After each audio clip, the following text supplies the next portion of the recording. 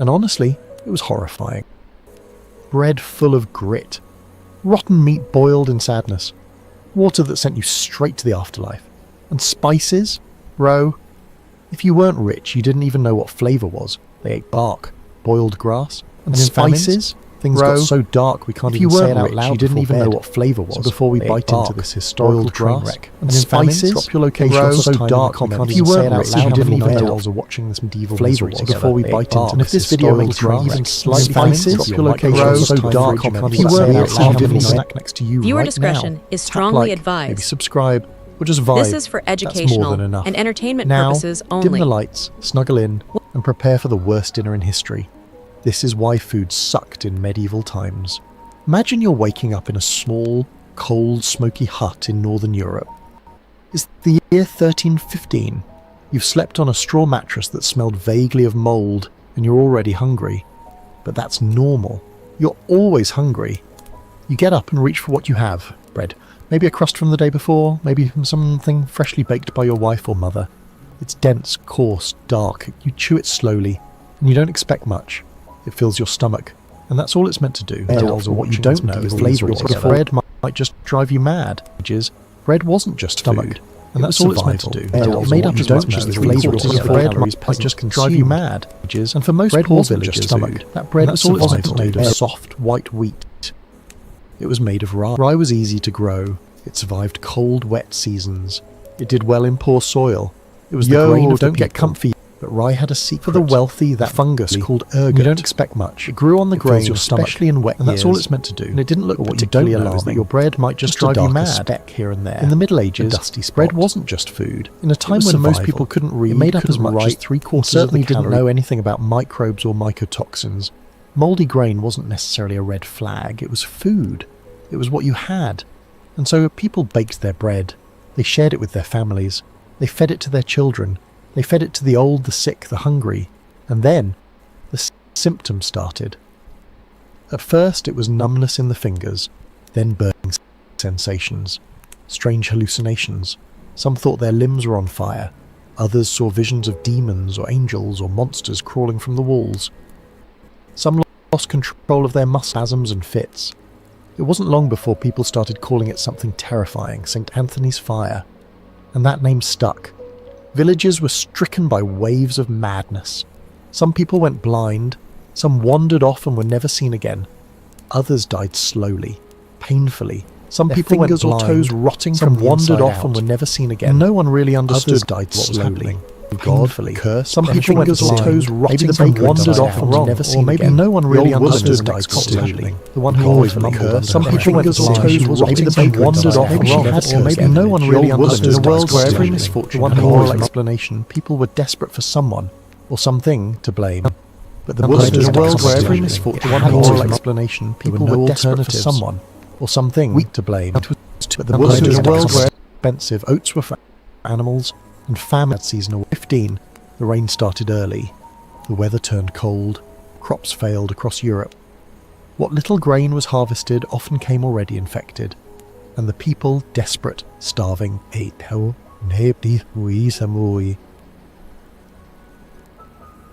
it anyway. That was the beginning of the Great Famine. It lasted for 2 years. Millions went hungry. Some reports whispered of cannibalism, others of parents abandoning children.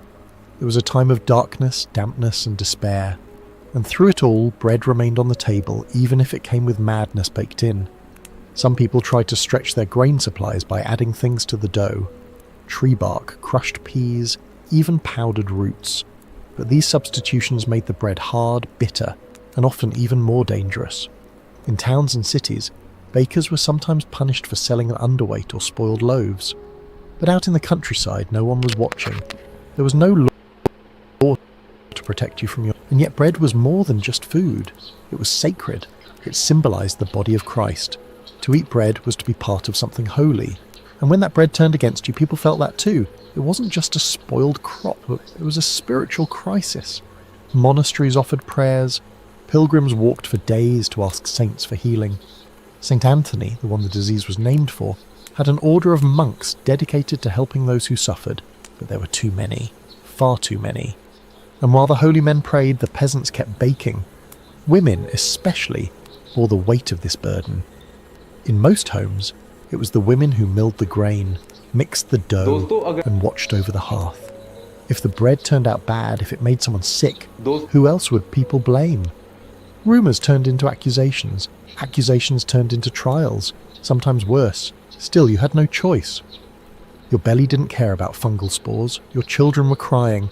The only thing in the pantry was rye flour, blackened at the edges. So you mixed it with water, maybe some old beans, and you baked. And you hoped. Maybe this loaf wouldn't bring the fire. Maybe this time you'd be spared. And so day after day, year after year, people fed themselves with something they knew might kill them. But there were no alternatives. No science, no safety net, just bread. Dark, bitter, possibly poisoned bread. And somehow, through famine, plague and madness, life went on. But what kind of society survives when its very food supply might destroy the mind? Let's stay with you for a while longer. You're still in that cold little cottage. The rain hasn't stopped for weeks now. Your boots are wet. The firewood is nearly gone. And your stomach is making the kind of noise that keeps you up at night. The last loaf you baked, it was strange. The dough felt wrong, clammy, too dark even for rye. But you baked it anyway. You had to. And now your youngest son won't stop crying. He says his legs hurt. He says he can't feel his hands. The community whispers begin. It's not just your child. Others are getting sick. The old man near the chapel had a seizure yesterday. A young woman collapsed while carrying water, said she saw her dead brother in the forest just before she fainted. A man in the next village hacked off 3 fingers, saying the devil lived in them. It's all happening again. People start praying more and blaming more. This isn't just hunger anymore. This is fear. When the bread is bad, nothing is safe, not your sleep, not your sanity, not your place in the community. And the scariest part? There's no way to be sure if the loaf you eat today will keep you going or take you down. There are no signs on the outside, no rotten smell, no mould you can recognise. Just a quiet invasion inside the grain, baked and steaming on your table. As more people fall ill, suspicion starts to rise. Maybe someone's sabotaging the flour. Maybe that new miller brought in cursed seed from another parish. Maybe someone has sinned so terribly that the whole village is paying the price. Superstition is a way of understanding the chaos. It fills the silence left by the lack of knowledge. And when superstition is the only guide, justice becomes fear in a different costume. Witches, curses, demons. All it takes is one accusation, and all of a sudden, the woman who baked her bread in secret, or the family that still has flour while everyone else is starving, becomes a target. And in an era with no true medical explanation for disease, food poisoning, or hallucinations, communities often turned on themselves. But let's look further out, beyond your tiny village. Across Europe, famine is digging its claws into every country. Grain stores are shrinking, prices are doubling, even tripling. For the wealthy, that means inconvenience. For the poor, it's the difference between life and death. Entire caravans of traders are robbed, not for gold, but for sacks of mouldy barley. People begin eating anything: boiled weeds, leather, sawdust soaked in broth, animal feed, and of course bread, always bread, scraped together from whatever flour substitute they can manage. The rulers and priests try to intervene. In England, France, and parts of the Holy Roman Empire, councils are called. Food laws are drafted. Bakers are ordered to use only clean flour, but there's hardly any left to use. Enforcement is rare and usually only in towns. In rural areas, you're on your own. Even monasteries, those ancient centres of charity and learning, can only do so much.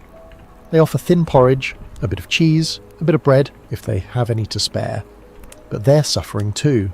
Some abbots write of monks dying in their cells, fasting not out of piety, but because they don't want to take the last of the supplies. One chronicler, writing in Flanders during this period, describes how people feared the morning meal more than the night terrors. Why? Because by day you had to eat, and what you ate might make you sick. But starvation was worse. It was a cruel balance, a bitter choice, and it was made every single day.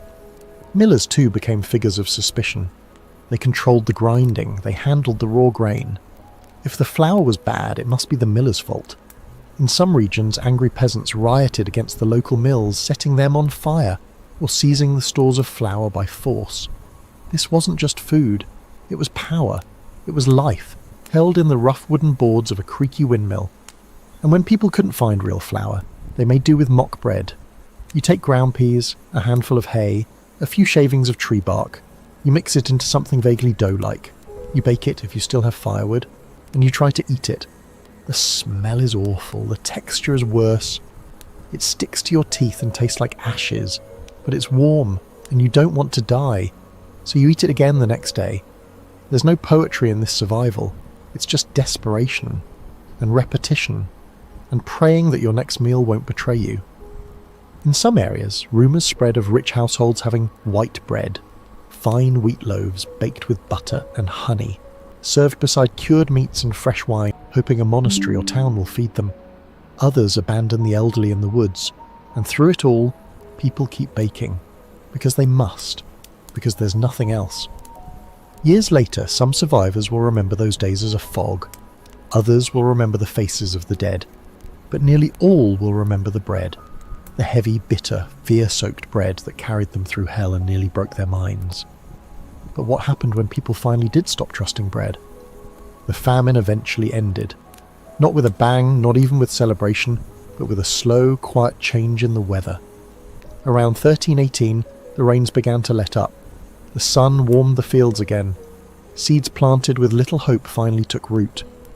But recovery didn't happen all at once. The people were different now. Thinner, wary, changed. And the bread, something you couldn't quite name. The loaf, once a symbol of God's provision and stability, had become a thing of fear. People began grinding their own flour more carefully. They sifted, insected, stored grain differently. Some buried their flour to keep it cool. Others dried it in ovens before storing it, hoping to kill off anything inside. It wasn't science, not yet, but it was learned behaviour. And that was a start. Monasteries, still reeling from the burden of caring for the sick and starving, began writing down more about what they saw. Some monks even noted the blackened grain, the hallucinations, the pattern. Quietly, carefully, knowledge began to grow, but it would take centuries before anyone connected the dots to ergot. In towns, bakers' guilds became more powerful, not just to control business, but to set rules. Clean ovens, inspected sacks, training. In some places, these guilds introduced fines for spoiled bread. Some even held public demonstrations to show they were using pure flour. The trust had been broken. Now it had to be earned. And then came a new idea. Bread as politics. City councils started requiring bread for the poor. They built granaries, huge public storage buildings, to hold surplus grain for emergencies. These granaries were often locked, guarded, even blessed by priests. They became symbols of civic pride and preparation. No one wanted another 1315. Still, the memory lingered, in the folk songs, in the stories told to children. Bread was no longer just a comfort. It was a warning, a reminder of how fragile everything really was. And not just physically fragile, spiritually too. Because during those hard years, when people ate the bread and fell into madness, faith had been tested. Why would God allow his own symbol, his body in a sense, to become poison? Why had churches failed to protect the people? Why had the saints gone saint? Some said no more and was turned away from religion. Others clung to it harder than ever. Some blamed themselves. Others blamed strangers. The famine didn't just starve the body, it cracked the soul. And yet humanity didn't stop baking. In fact, over time, bread became safer. Millers learned better drying techniques. Grain rotation improved. People started combining grains, wheat with rye, barley with oats, to reduce risk. They learned, slowly, painfully, but they learned. Still, there's a strange echo of that fear in every loaf you break, every slice you butter, the trust you place in your food, how easily it can be lost, how slowly it returns. In some remote villages, stories were passed down for generations. A cursed crop, a loaf that made people dance until they died, a bakery that was burned to the ground after an entire family vanished. These were warnings, yes, but also memories, oral records of what happens when your only source of survival turns against you. Historians now believe that the events of the Great Famine and the bread crisis that accompanied it may have even helped set the stage for bigger changes. People began questioning the fairness of their systems. Lords who demanded grain while their peasants starved found themselves without workers. Some towns rebelled, some monasteries became more powerful, some withered into silence. Bread had become more than food. It was a reflection of justice, power, and care. When bread failed, everything else followed. And so the story ends, not with the eradication of Ergo or a great discovery, but with small, careful adjustments. Better ovens, sharper eyes, public storage, less blind trust. But perhaps that's how most crises end. Not in grand revolutions, but in the quiet resolve of ordinary people who refuse to go mad again, who want their children to eat and sleep in peace, who want to believe once more that the bread is safe. So the next time you pull a loaf from the oven, warm and golden and harmless, maybe think of them. Those who didn't know what they were, those who bit into darkness, fire rise from the crust. What do we trust? Close your eyes for a moment and imagine the sound of the sea. Not the tranquil rhythm of waves on a beach, but the constant groaning sway of a wooden ship creaking under the weight of barrels, cargo, and too many men packed into too little space. It's 1342, and you are sailing aboard a merchant vessel bound from the southern coast of England to a port in Flanders. You're not a captain, not a knight. You're just a deckhand, or perhaps a ship's cook, and your day begins not with sunlight, but with the smell of rot. Food on board is always the same: salted meat, dried peas, hard biscuit, a little beer if you're lucky, and that's if nothing's gone bad yet. You rise from your corner of damp rope and head to the storage deck where rows of barrels sit in the dark like squat, swollen tombs. You pry one open. Inside is beef, or at least it used to be. It's floating in a thick brine, salt water and thyme trying their best to keep the decay away. But you know the truth. You can smell it. The meat is turning. Still, it's all you have. You fish out the greyest chunk you can find and toss it into the pot. Maybe with enough boiling and a few herbs, if you have any left, it'll become edible. Maybe not. You stir it anyway. On a merchant ship, food isn't about flavour. It's about survival. Everything is salted. Beef, pork, even fish. Salt is the only thing keeping it from rotting. And it doesn't always work. The salt can clump or sink or simply run out. And when it fails, so do your bowels. You learn quickly to avoid the worst barrels, but choices are few. For the sailors, meals are a grim ritual. They sit in rows on the deck when the weather allows, slurping from bowls, chewing with tired jaws. No one talks much. Eating is work. You have to soften the biscuit in beer or water before it cracks a tooth. The peas, boiled into a mush, offer little comfort. And the meat, always the meat, tastes like shipwood and misery. Water is precious. Too precious to drink much. It's stored in barrels, but it goes foul fast. A few days out, it's already turning slimy, greenish. If you have beer, that's what you drink. It's weak, barely alcoholic, but it keeps better than water. When the beer runs out, and it always does, you pray for rain. You hold out your bowl and catch whatever the sky gives you, or you just drink the bad water and hope your stomach forgives you. The cook, if you can call him that, has no kitchen. He has a firebox, a small enclosed space where he can build a low flame. If the seas are calm, he boils. If they're not, he does nothing. Cold meals, cold meat, cold everything. Fires are dangerous aboard a wooden ship, so they're rare. Most of the time, food is just cold. Some of the men bring dried cheese or smoked fish from home. They guard these like treasure. A single onion can make you a friend. A dried apple, a king. You'd trade a knife for a lemon. You'd trade your boots for garlic. But these treats are rare, and once they're gone, it's back to the barrels. You try not to think about how long the meat's been in there. You try not to think about what part of the cow you just ate. You chew, and you move on. Below deck, the smell never leaves. It's a mix of salt, mildew, sweat, and food gone wrong. Rats scurry, flies hover, moulds grow on wood. There are no windows, no air, just barrels and rope and dampness. If a cask leaks or bursts, you clean it fast. That much salt in the bilge water will ruin the ship's planks. And if you can't fix it, that meat is gone, and that means someone goes hungry. Sometimes you anchor for a night in a bay or a quiet port. If the captain is generous or desperate, you go ashore to buy fresh goods, eggs maybe, a chicken if luck is on your side, bread, real bread, the kind you haven't seen in weeks. You eat it all at once, you don't save it, because on a ship nothing keeps. And then the wind picks up again, and the voyage continues. You're not a soldier, but you've heard of ships sailing to war with food even worse. biscuit filled with weevils, water so foul it's black. You count yourself lucky. You've only been sick once, eventually will come. But how many men have died with salted meat still on their tongues?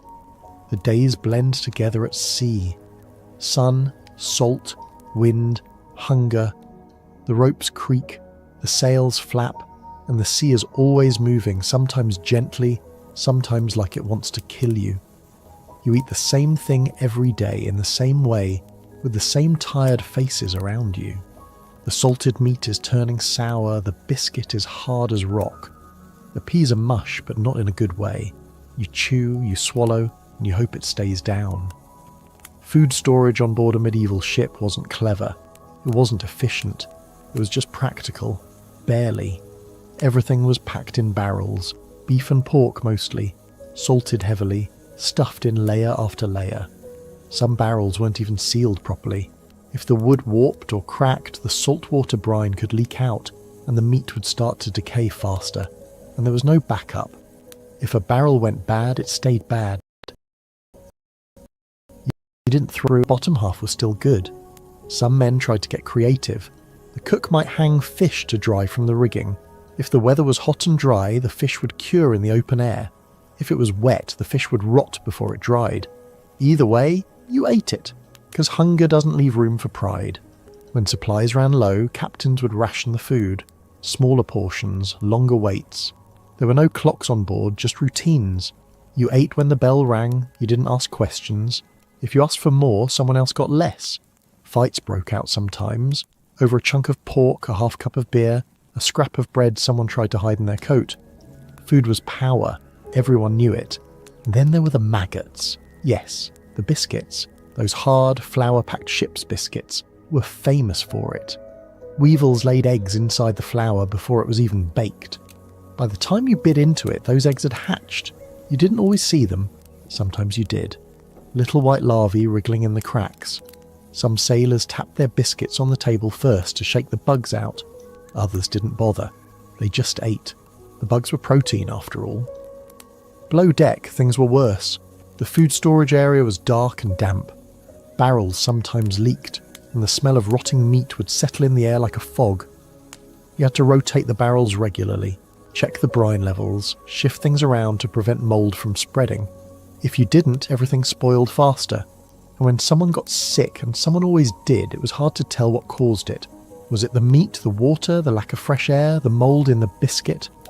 A simple fever could turn into something much worse. Diarrhea, vomiting, delirium. There were no doctors aboard, just guesses. Herbs, if anyone remembered which ones helped. And prayers. So many prayers. The cook sometimes tried to disguise the worst food. He'd boil the meat until it broke apart, then mash in peas, stale grain, maybe some dried herbs. He'd call it stew. It wasn't. But it was warm, and that mattered. A hot meal could lift spirits, even if it tasted like brine and regret. You'd sit on the deck, bowl in hand, staring out at the endless blue-grey of the sea. Maybe someone would hum a tune. Maybe someone would tell a story. Probably one they made up, about roasted boar and honey cakes and a feast that never ended. Everyone would laugh, softly, and then they'd go back to chewing. Fresh food was rare, almost mythical. Sometimes a fishing line caught something. A cod, a herring. That was a celebration. The cook would gut it, grill it if he could, salt it if he couldn't. One fish for 20 men didn't go far, but it broke the monotony. It reminded you that the world had flavour somewhere. The lucky ships docked every few weeks. At port, the crew would resupply. They'd buy grain, dried beans, onions if they were in season, maybe even cheese. They'd restock barrels of meat, usually already salted. The new meat went on top. The old meat stayed below. No one ever threw anything out. The less lucky ships stayed at sea longer. If the weather was bad or the winds died, or pirates chased them off course, the journey could stretch on and on. Men wasted away. The food dwindled. Fights became more common. A barrel of salt pork might be all that stood between peace and mutiny. And when the voyage finally ended, if it ended, you stepped off the ship with a hollow stomach and a mouth that had forgotten how real food tasted.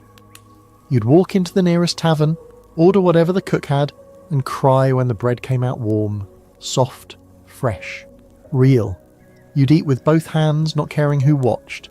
You'd chew slowly like you were remembering something you forgot long ago. But you knew, deep down, that you'd go back to sea again, because money was there, or trade, or duty. And when you did, the barrels would be waiting, the salted meat, the hard biscuit, the foul water, and you'd start the cycle over again. But why didn't they find a better way to feed the men who carried the weight of the medieval world across the sea? By the time your boots hit land, if they still fit, your teeth are loose, your skin is pale, and your joints ache like you've aged 20 years. The ship is behind you now, creaking gently in the harbour, but the salt is still in your bones. You can still taste it.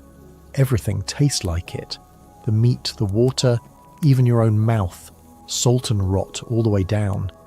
You don't realise it yet, but you've come back from a voyage not just with cargo, but with damage. Your joints swell because you haven't had enough vitamin C. Your gums bleed for the same reason. Your stomach groans every night because of the spoiled meat you swallowed and the water you drank from barrels slimed over with algae. You didn't complain. You couldn't. You had a job to do. But now, on dry land, the cost begins to show. Some men never return from sea, not because the ship sank or pirates attacked, but because food failed them. Their bodies gave out. Some died from scurvy, though no one knew the name for it yet. They just called it the wasting or the sailor's rot. Others simply stopped eating. When everything tastes like rope and vinegar, hunger starts to feel like mercy. There were no great nutritionists then. No doctors with tablets and powders, just guesswork, folk remedies. Some captains kept lemons or dried berries if they were wealthy, or had sailed through places where they were available. But most ships, salted pork and biscuit. That was the way. It was tradition. It was proven to keep you alive, barely. Over time, the sailors changed, not just their health, but their thinking. Some learned tricks, catch rain in tarps and strain it through linen, pick out the weevils from the biscuit before anyone saw you, chew slowly, let the food sit in your mouth until it's softened, pray over the barrels, not just because of superstition, but because sometimes it was the only thing that made swallowing possible. Some men began to smuggle their own supplies on board. Dried plums, fermented cabbage, anything they could tuck into a bundle of spare shirts.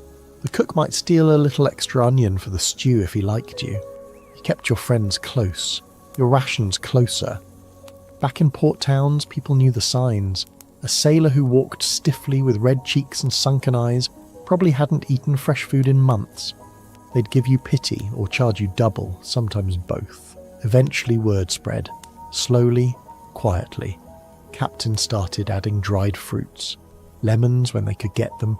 Salted meat remained. Maybe a little better packed. Maybe wrapped tighter. But still there. Still waiting in the dark. And what about the cooks? The quiet, thankless souls who stirred the stew and cut the spoiled bits away and tried to feed 30 men with 20 portions. They were rarely praised. No monuments stand for them. But without them, ships would have starved before they sailed half a league. They were not chefs, they were survivalists, and they fed the world one salted, steaming pot at a time. There are no recipes from those ships, no cookbooks passed down, just memories, smells, scars. The legacy of food at sea isn't delicious, it isn't grand, it's tired, it's practical, it's full of compromise and sacrifice. It's the reason empires grew, and why some men never came home. So next time you unwrap a sandwich, fresh and soft and safe, remember the men who dined on meat so hard it splintered, and for that your Lord lets you live, barely.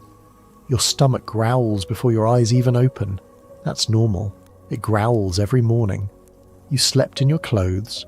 There's no pillow, just a sack stuffed with straw. Your breath fogs the air, even indoors. The fire went out long ago, and your wife is already up, stirring something in the pot, something that's probably the same thing she made yesterday, and the day before that, and the day before that. Pottage, that's what you eat every day, for every meal. It's not soup, it's not stew, it's somewhere in between. A thin, warm mixture of whatever grain you have, usually oats or barley, mixed with water, And maybe a few scraps of onion, leek, cabbage, or turnip if you're lucky. If you're very lucky, there's a bone in it. Not meat, just the bone. Something to give it flavour. If the bone's been boiled a dozen times already, well, it's still a bone. Still flavour. There's no salt, that's expensive. There's no pepper, that's imported. There's no butter, unless it's spring and the cow didn't dry up. There's no choice. You eat pottage because there's nothing else. Beside the pot, there's a hunk of coarse brown bread. It's dense. It's dry. It's full of bran, sometimes bark, sometimes bean flour. It's dark not because it's whole grain, but because that's the sweepings off the mill floor. The good flour goes to the manor house. You get what's left. Still, you tear off a piece and dunk it in the pottage. It softens. You chew. You swallow. You eat quickly because work waits. You don't savour. You consume. And you wash it down. Not with water, which might be foul, but with ale. Weak ale. Small ale. Brewed at home with whatever barley was left from the last harvest. It's cloudy. Sour. Barely alcoholic. But it's safe. It won't give you worms or send you to the latrine every hour. Not like the stream water will. The kids get ale too. Even the little ones. It's normal. No one questions it. You don't drink to get drunk. You drink because it keeps you alive. You carry a small bit of food with you to the fields. A piece of bread. Maybe a few beans. That's your midday meal. You eat it on a rock with dirt on your hands, sweat dripping into your collar. There's no lunch break. Just a pause. And then back to the plough. Dinner is more of the same. Pottage, bread, maybe an egg if the hen laid one, maybe some dried peas or lentils stirred into the pot. If it's winter, it might be turnips every day for a week. If it's spring, wild greens, bitter ones. You boil them 3 times to make them edible. Sometimes, someone traps a rabbit. It's not legal, technically. It belongs to the Lord's land. But hunger has no rules, so you skin it, cook it fast, and bury the bones deep. If you get caught, you could be fined, or worse. But if no one sees, it's a feast. You don't eat cows, they're worth too much. You don't eat chickens often. You need the eggs. You don't eat pigs unless one dies suddenly. And when one does, it's a blessing. The entire village might come together for it. Salting, smoking, sharing. But that's rare. Most days it's pottage. Again. You grow what you can. Patch of onions, some leeks, a few beans, a cabbage or two. Everything depends on the weather. If there's too much rain, things rot. If there's too little, they wither. If they grow, you eat. If not, you starve. The manorial system doesn't care. You owe a portion of everything you grow to your lord, even if the crop failed, even if your child is sick, even if your thatch leaks. You give the grain, you give the eggs, you give the best of what little you have, and then you survive on what remains. You've heard of things like cheese, sausages, honey, spices. You've maybe smelled them at a market, maybe seen the noble servants carrying baskets filled with them. But those aren't for you. You're not a person who tastes things. You're a person who endures them. Still, there's rhythm in it. Comfort even. The pot is warm. The bread is filling, even if it's rough. The ale eases the evening. You sit near the hearth with your family. You listen to the wind. You watch the fire. You eat what you have. And you wonder, what would it be like to taste something sweet, something tender, something different? But tomorrow it'll be pottage again. You start to notice it in the joints first. The way your knees don't bend as easily. The stiffness in your back that doesn't go away after rest. You're not old, maybe 30, maybe less. But your body feels older. That's what pottage does to a person. That's what bread without meat, greens without fruit, and ale without variety will do over the years. Malnutrition isn't sudden. It sneaks up, quietly. You don't collapse in the fields, you just start to ache more, heal slower, catch colds more easily, and when the seasons turn and your vegetables don't grow or your cow doesn't calve, it gets worse. You can't name the illnesses, no one can. No one has a word for anemia or scurvy. But you see it. Pale faces, swollen gums, children with thin arms and bloated bellies, a neighbour who hasn't walked in days, a grandmother who never got out of bed again. When disease comes, and it always does, it spreads fast. Coughs turn into fevers, fevers turn into funerals. You don't know why. You don't know how to stop it. You just keep boiling the pot. Keep feeding the sick whatever is warm. Keep praying that your family won't be next. Some say garlic helps, or leeks. Some put herbs under pillows.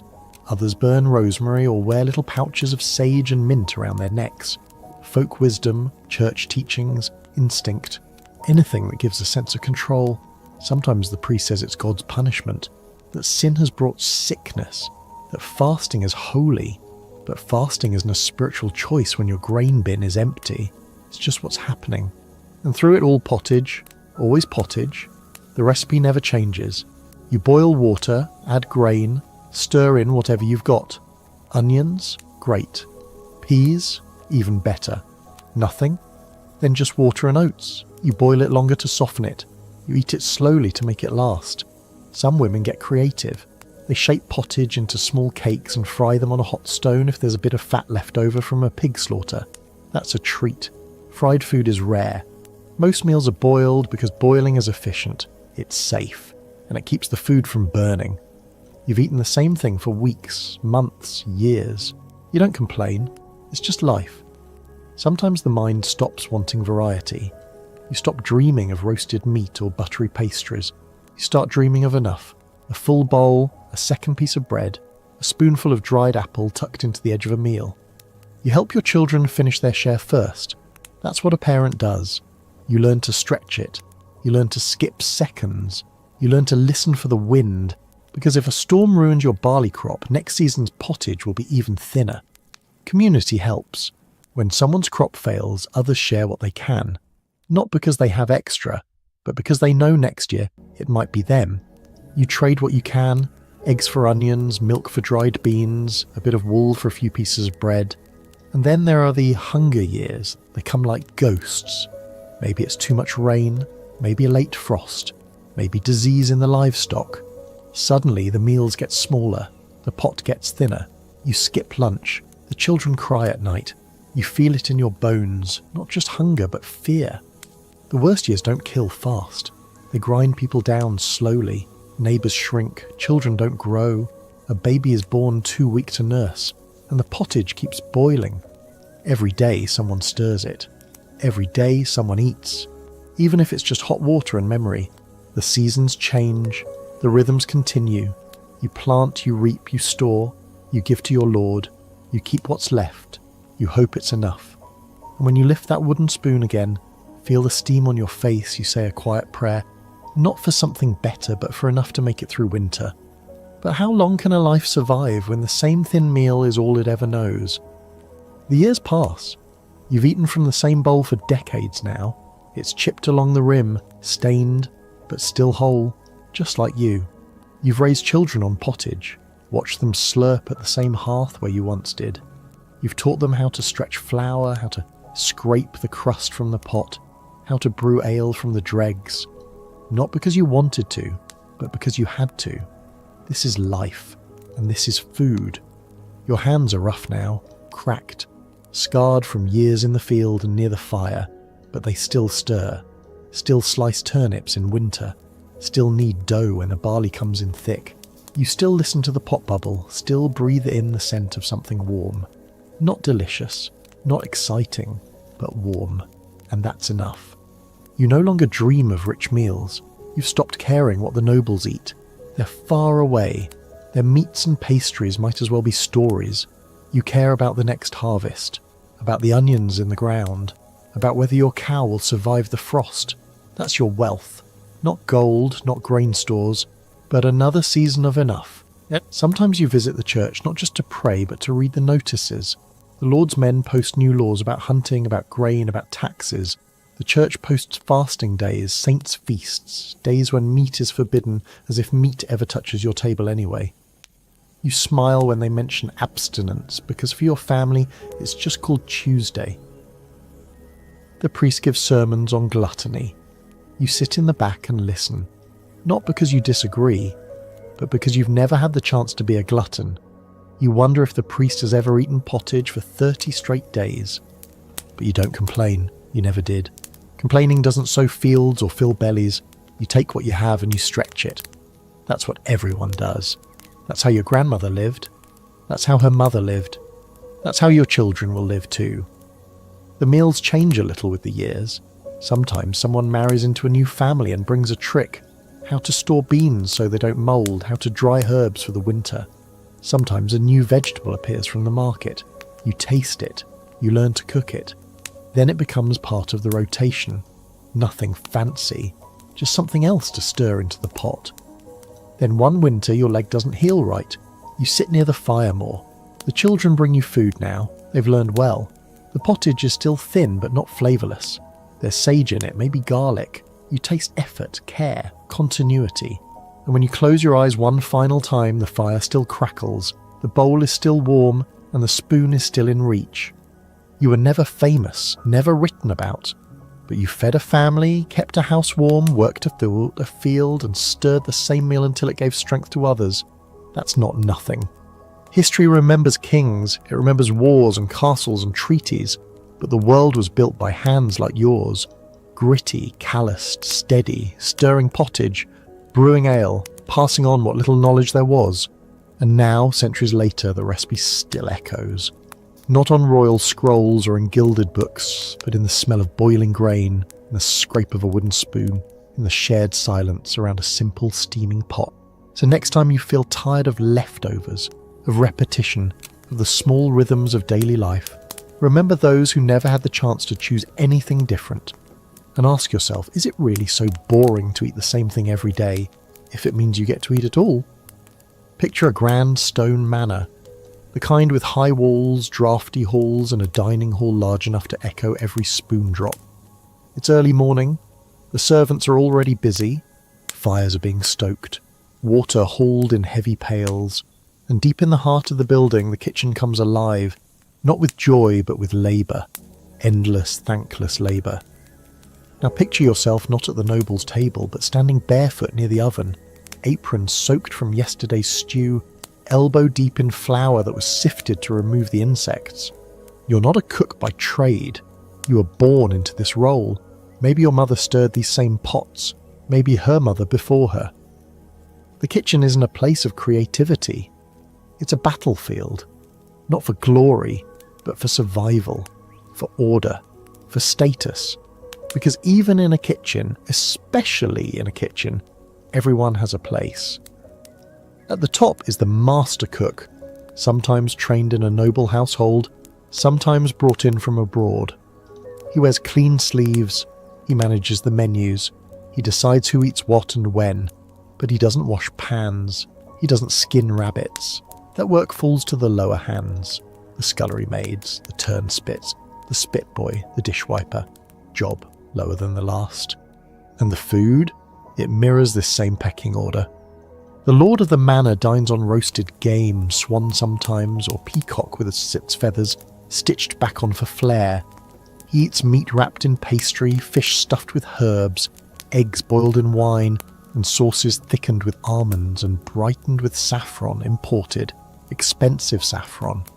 Spices come in pouches locked away into the buttery. Pepper, cinnamon, nutmeg, cloves, ginger, each worth more than their weight in silver. Not used for flavour alone, but for display. The noble doesn't just want his meal to taste good, he wants it to show his wealth. He wants guests to smell prestige, and spices, rare and golden, do exactly that. Meanwhile, the household staff eats the scraps, literally. The second cut of meat, the leftover porridge, the crust from the pie after the top has been served. Sometimes you're lucky and the cook lets you skim the top of the stew pot, the bit with real flavour. But mostly you eat what wasn't wanted. There's no cinnamon in your bowl, no nutmeg in your lentils. If you're a maid, you may sneak a lick from the spoon when no one's watching. You may dream of what the roasted duck tastes like, but you won't find out. Not really. Down the lane in the village, things are even grimmer. The peasants can't even smell the lord's spices. They cook with leeks, onions and wild herbs, parsley, sage if they're lucky. For flavour they might use mustard seed or a bit of garlic. But real imported spices? Out of the question. And bread, the basic unit of medieval food, follows the same pattern. The lord gets the white loaf, fine wheat, sifted and baked by the skilled hands. The servants get rye or barley, coarser, heavier, sometimes a blend. The peasants get what's left, oat cakes, bean bread, sometimes stretched with sawdust or ground up tree bark in famine years. Even cheese has a hierarchy. Fresh, soft cheese for the table, hard, dry rind for the staff, scraps of curd or spoiled lumps, those are mixed into pottage down in the village. In this world, even waste has a structure. The bones from the feast go to the kitchen staff to boil. The grease scraped from roasting pans might be saved, clarified and sold. Nothing is thrown out, but everything is filtered through status first. The mould, that belongs to the poor, literally. In cities, bakers often reused old bread to make new batches. If the flour was bad, if the dough went sour, they still sold it, cheap. People who couldn't afford fresh bread bought it stale. If it was too stale, they soaked it. If it was mouldy, they scraped it. And they ate it anyway. Markets in town sometimes sold scrap pies, baked from leftover meat, questionable poultry and offal bits. These were sold to workers, servants, apprentices. You didn't ask what was inside, you just hoped it was still edible. But back in the manor, the Lord's food is another world. A world of gold leaf on pastries, almond milk poured over rice, sugar sculptures, moulded by hand, decorative jellies dyed with beetroot or herbs. The noble's kitchen isn't just feeding people, it's performing power. And every time you turn the spit or pour the wine or kneel to scrub the pots, you know it. You smell the spices but don't taste them. You plate the duck but eat the beans. You ladle the stew but never get the top layer. And you wonder, how can the same kitchen feed one man a feast and another just fumes? The kitchen is hotter now. The hearth roars, the pot bubbles, and the air is thick with the scent of meat you'll never taste. Roasted goose with rosemary, a sauce of crushed almonds and raisins spiced with cinnamon and ginger. You stir the pot with your eyes half closed, not because you're tired, though you are, but because it helps to imagine just for a moment that the food is yours. It isn't. You're back in your place. The back corner of the kitchen, one of 10, maybe 20 servants working under the master cook. Everyone has a job. Someone trims herbs, someone skins eels, someone stirs, and someone watches the spit. The boy who turns the spit all day long, he's practically part of the machinery. The fire never stops, neither does he. And behind the kitchen, the pantry, locked. The buttery, locked. The spice cabinet, triple locked. The keys are held by the steward. You don't touch anything without permission. Spices are wealth. They travel farther than most people ever will. From ships in the east, through ports and traders, past tolls and thieves, to land in your lord's cupboard, inside a polished wooden box that smells richer than any stew you've ever eaten. But while spices are rare and precious, mould is not. If you're poor, mould finds you. Cheese hardens and cracks, bread blooms green, apples rot from the inside out. You cut around it when you can, you scrape it off when you can't. Most days you just eat it. Because food is food, and rot is just part of life. There are no cold cellars for preservation in your cottage, no ice houses, no dry larders with thick stone walls. You hang things in the rafters, store things under the floor, bury them if you're desperate. And still, the mice get in. The damp creeps through. The mould comes anyway. Meanwhile, the noble's kitchen has preservation methods you can only dream of. Smoked meats hung high, salted fish packed tight in barrels, dried fruit rolled in honey and sealed in clay jars. They preserve with sugar, vinegar, spices. All expensive, all guarded, all unavailable to you. You've seen the waste though, scraps from the table, bread crusts, bones, bits of fat carried out to the servants, or, if the Lord is generous, to the poor at the gate. This is how the village sometimes eats, on the leftovers of the leftovers. Cold stew ladled over stale bread. Better than nothing, but not by much. When you're down in the village, food is communal, not in a romantic sense, but out of necessity. You trade, you borrow, you share a single onion among 3 families. You dry herbs in the window and pray no storm takes them. You make butter once a week if the cow cooperates. You bake bread in a shared oven if the firewood lasts. But the hierarchy never fades. A noble meal might take hours.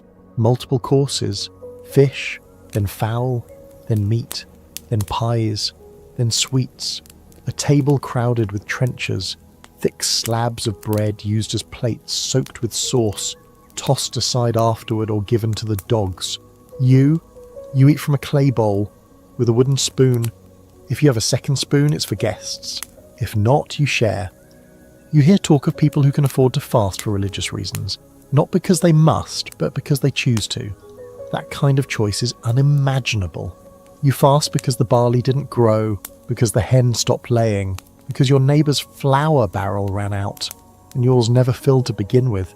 And still the rich dine in painted halls. They eat decorated food. They entertain guests with edible symbols, red jellies for courage, green sauces for freshness, gold leaf-topped custards for wealth. Every dish says something about them, about their power, their knowledge, their place. You eat to not die. Even within kitchens, this plays out. The higher servants may get bits of better meat. The closer you are to the dining room, the closer you are to the good scraps. The rest eat boiled beans, leftover broth, occasionally a fish head. You learn not to expect more, but you always notice, and sometimes you wonder, what does cinnamon taste like when it's not just a smell on the air? The feast is over. You hear it in the clatter of dishes, the scrape of trenchers, the thud of empty cups hitting oak. The great hall is quieting down now. The nobles laugh softly in their seats, bellies full, oil lamps flickering against stone walls, their lips stained with wine, their fingers slick with gravy. And here you are, back in the kitchen, collecting what's left. A pie crust with the filling scooped out, a broken bit of custard, a sliver of salt pork someone didn't finish. You and the others gather them quickly, quietly. No one speaks of it as scavenging. It's just what you do. It's the closing ritual of the meal, for those who cooked it but didn't eat it. The bread is torn, the stew is gone. Someone managed to sneak a spoonful of honeyed carrots. You chew it slow, savouring the sweetness like a secret.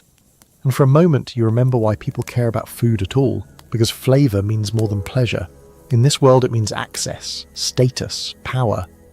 The Lord's spice box didn't just hold ingredients, it held identity. To own pepper was to signal connection to the world. To sprinkle cinnamon on your porridge was to announce that you mattered. Even if no one could see it, you knew. Food was more than food. It was theatre, symbol, language. A guest offered rare spices was being honoured. A traveller who brought cloves was welcomed with open arms. Recipes weren't passed down from mother to daughter, as much as they were guarded by households, whispered by stewards, recorded by monks when they were recorded at all. Because in this time, knowing how to eat well was almost as valuable as having the food itself. In the villages, people shared simpler knowledge. How to boil nettles without the sting.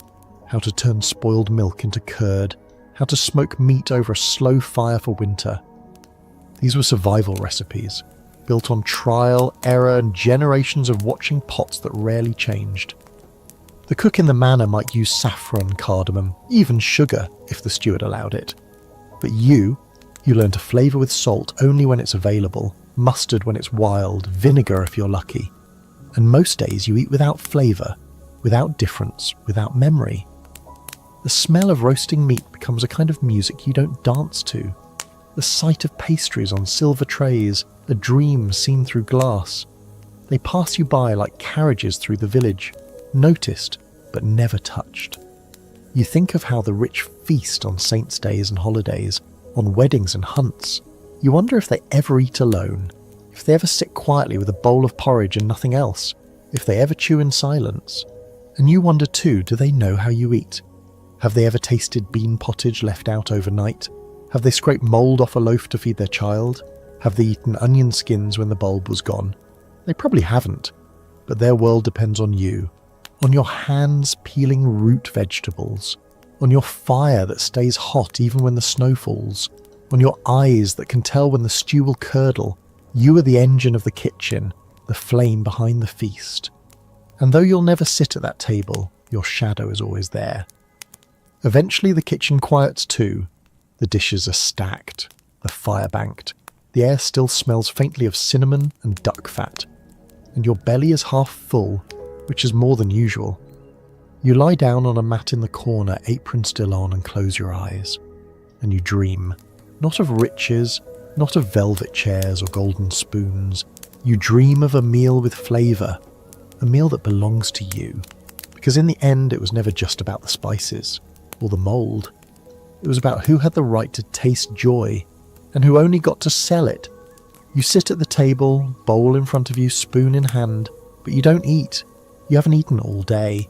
You won't eat until tomorrow, not because your pantry is empty, not this time, but because the church says today is a fast day. It's not just Lent, it's not just Friday, it's Wednesday, or maybe Saturday, or one of the vigils before a feast, or the eves of certain saints' days, or the 40 days before Christmas, which people forget about now. The calendar is heavy with fasting, and you're expected to follow. Not everyone fasts the same way. If you're a monk, your rules are strict. If you're a peasant, they're merely expected. But for everyone, food is not just nourishment, it's morality. Every bite you take is a decision. Every meal, a spiritual test. Church isn't just asking you to skip food, it's defining what counts as food in the first place. No meat, no fat, no animal byproducts, no warm-blooded creatures, sometimes no dairy, sometimes no eggs. Fish, that's usually allowed, but not the good kind, not the plump river trout or grilled eel with herbs. Just pickled herring, salted cod, maybe dried sardines if they survive the journey from the coast.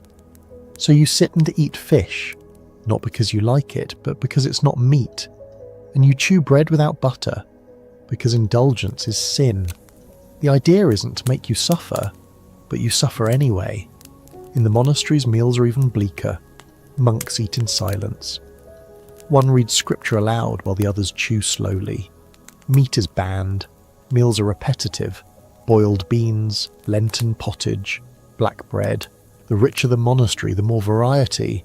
Sometimes almonds, sometimes spiced wine, but always within the lines. The friars write manuals for fasting. They track days, foods, intentions. They debate whether otters count as fish. They argue about barnacle geese, migratory birds no one sees nesting. Are they fish too? Some say yes. Some say it doesn't matter. God knows your heart, but the rules stay. The poor don't always follow the rules perfectly, but they try. Because fasting isn't just about food, it's about social proof, public devotion. The Lord fasts in his hall with servants bringing him dishes of rice and figs. You fast with cold bread and sour cabbage, but at least you're fasting. To eat meat when you shouldn't isn't just wrong, it's a sandal, a public sin. It can mean penance, fines, shame. If you're caught cooking meat on a holy day, you might be reported. If you serve it to others, you might be punished. Even smell becomes suspicious. And so people get clever. You boil bones quietly, you stew fish heads to mimic broth. You stuff pastries with dried fruit and call them holy pies. In some cities, bakers become experts in Lenten goods. Fake cheese made from almond milk, sausages shaped from seasoned grains. Still hunger lingers, because while the rich substitute, the poor simply go without. A fasting day might just mean water and a crust. A fasting week means dizziness, headaches, fatigue. But that's what makes it holy, isn't it? Your body denied, your will tested, your faith displayed. And as the church calendar rolls on, fasting becomes a rhythm, a familiar ache, something you learn to expect, to measure your year, not in feasts, but in gaps between food. But what happens when a people who already live on the edge and are asked to eat even less? The fast continues. It's not just today, it's the whole season. Lent has begun. 40 days, not counting Sundays. 40 days of less. Of simpler meals, colder meals, quieter kitchens. You've adjusted, sort of. The body protests at first, then surrenders. You get used to hunger. It becomes a quiet companion. In some households, fasting brings new routines. The meat hooks hang empty. The butter jar is sealed. The fat is gone from the stew pot. You reach for oil instead, if you have it. If not, you boil things plain. In monasteries, fasting is written into the very rule of life. St. Benedict's rule demands moderation, humility, and self-control. Monks eat just once or twice a day in silence by candlelight.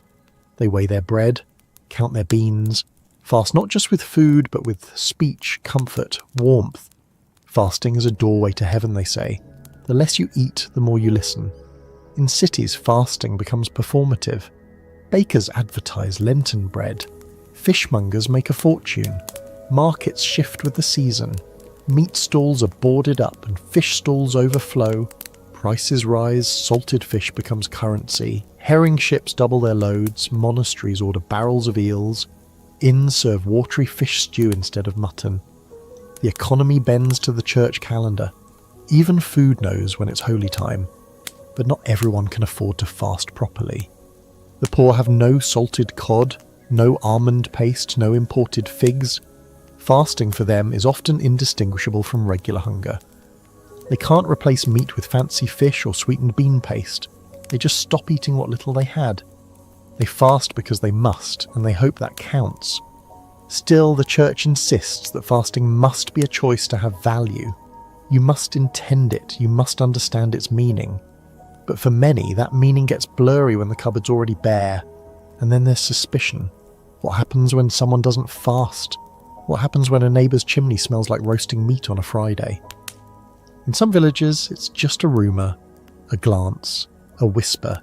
In others, it's a scandal, a matter for the priest. People were brought before church courts for breaking fast rules. Fines were issued, confessions demanded, public penance assigned. Sometimes a fast-breaking meal was treated as a sign of greater sin, gluttony, greed, even heresy. Eating wrongly could become a sign of believing wrongly, and yet people broke the rules. Sometimes they were sick, sometimes pregnant, sometimes working so hard that a crust and water wasn't enough. Sometimes they just couldn't take it anymore. So they cooked cotton, but also warning, because not everyone who fasted did so with balance. Some slipped into illness, some into visions, some into death. The line between piety and harm was thin, and easy to cross when hunger blurred your thoughts. Still, the church held the fasts, and people followed. Because it wasn't just about food, it was about discipline, about aligning the body with the soul, about sacrifice, and about control. Fasting reinforced structure. Who obeyed, who didn't, who was holy, who needed correction. And so the calendar ruled the stomach. Feasting and fasting, meat and meatless, bread and ashes, the rhythm of hunger sanctified. But what does it mean when even your hunger isn't entirely your own? The fast is over, the bell rings, the tables are laid, and for one night the world tastes different. It's Easter now, or maybe Christmas, or a saint's feast that breaks the long cold of winter. Whatever the occasion, tonight you eat meat again. Tonight you taste fat. The bread is warm, the fire is strong, there is wine. Maybe a roast, maybe eggs dyed and baked into sweet loaves. You eat with your hands and close your eyes. And for a moment, the body forgets the ache of fasting, but it never forgets the rhythm. Because in the medieval world, fasting was more than calendar markings. It was a cycle of presence and absence, not just of food, but of feeling. You weren't just eating or not eating, you were learning about control.